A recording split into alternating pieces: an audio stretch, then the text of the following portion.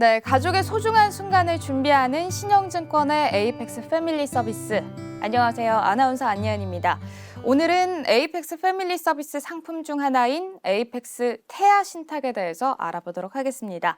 자, 소개해 주실 에이펙스 프라이빗 클럽 청담의 조아람 PB님 현장에 나오셨습니다. 안녕하세요. 네, 안녕하세요. 에이펙스 프라이빗 클럽 청담의 조아란입니다. 네, 반갑습니다. 오늘 소개해 주실 상품은 신영증권의 손주사랑 신탁 광고처럼 손주 바보를 예약하고 있는 예비 할머니, 할아버지들의 마음을 담아서 출시한 상품이라고 제가 들었는데 맞을까요? 네, 맞습니다. 바로 에이펙스 태아 신탁인데요. 곧 태어날 손주를 위한 금전적 지원을 준비하는 예비 조부모님의 기쁨을 담은 상품입니다. 네, 곧 할아버지, 할머니가 된다는 기대와 설렘은 정말 큰 것 같습니다. 많은 분들이 손주를 고대하고 또 아직 손주가 없는 분들은 손주를 본 친구들을 부러워하기도 하는데요. 그런데 피비님, 아직 이 태어나지도 않은 손주한테 증여가 가능한가요? 네, 참 중요한 부분을 짚어주셨는데요. 태어나지 않은 손주는 말 그대로 태아 상태이기 때문에 민법상 수증 능력을 인정받지는 못합니다. 그래서 먼저 조부모님이 에이펙스 태아 신탁을 가입하시고 손주에게 증여할 자산을 신탁에 맡기시면서 이 신탁의 수증자를 태어날 손주로 지정하는 겁니다.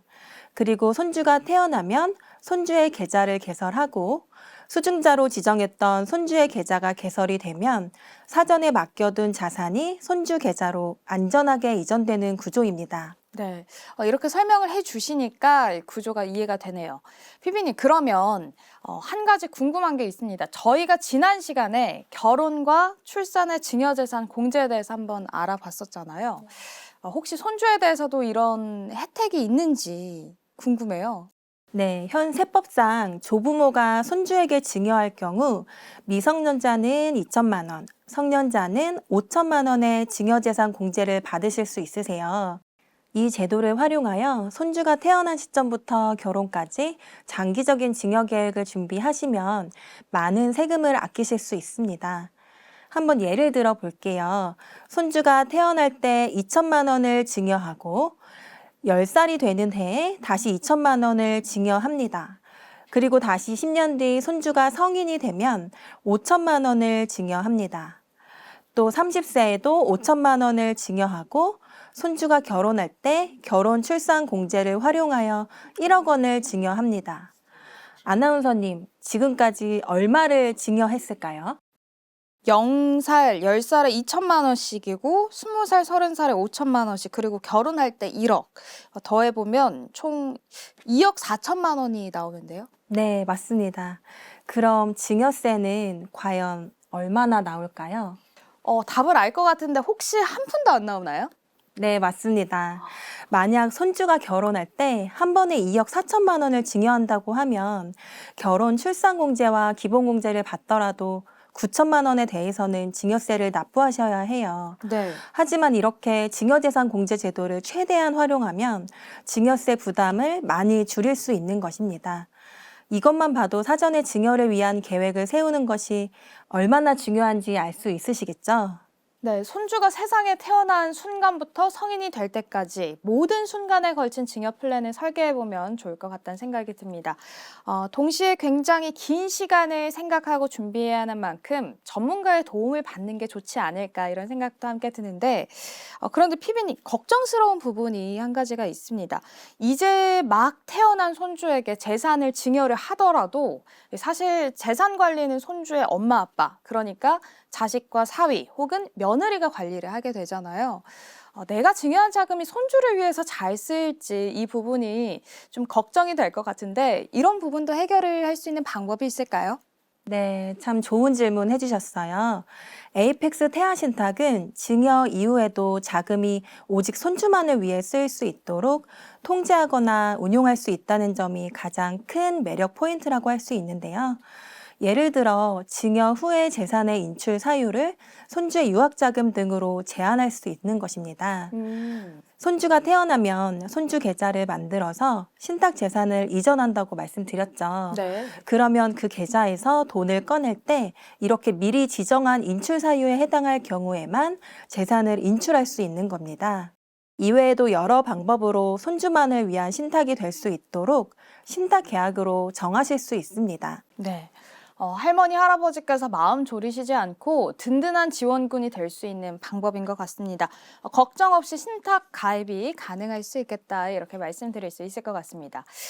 자, 피비님, 마지막 궁금증입니다. 좀 마음이 아픈 얘기일 수 있겠지만 저희가 뭐 여러 케이스에 대해서 좀 이야기를 해보면 좋을 것 같아서 가정을 한번 해볼게요.